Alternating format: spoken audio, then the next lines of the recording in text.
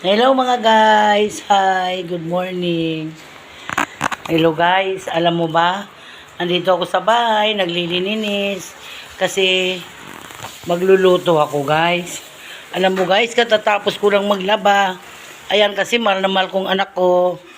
Ang anak ko mahal na mahal ko. Tingnan mo mga damit niya guys. Kalalaba lang yan oh. Ayan, ilalaba ko yan. Kasi pagdating nun guys, magagalit yun. Mga medyas niya, mga panty guys. Nakatupi na yan. Ayan, isusot niya na. Palis na yung mga sapatos niya guys. Ayan guys, mga sapatos niya.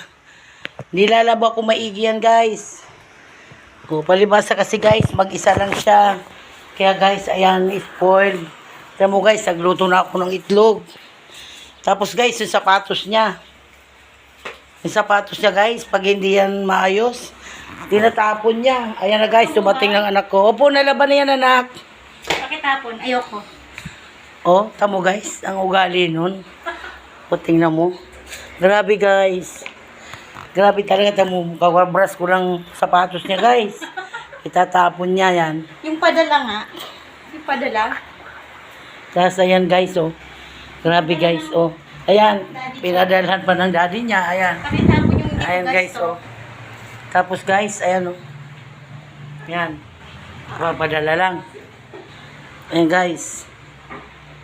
Ayan guys, oh. Ayan. Panala na naman sa kanya, balikbayan box. Tapos ayan guys, oh. Kinakalat niya, tinatapon niya yung mga niluto ko. Ayoko na. Kasi ayaw niya daw. Ayun. Tumuna ako sa kabilang Ayan. mansion. Ayun na guys, lumabas na. Ganyan siya kabait guys. Kaya ang hirap guys, no? Magkaanak, na-spoiled kasi. Ang hirap guys. Pagod na ako maglininis, maglaba, magbrush ng sapatos. Hainan ko pa yan guys kasi mamaya itatapon niya na yung pagkain. Yan mo guys.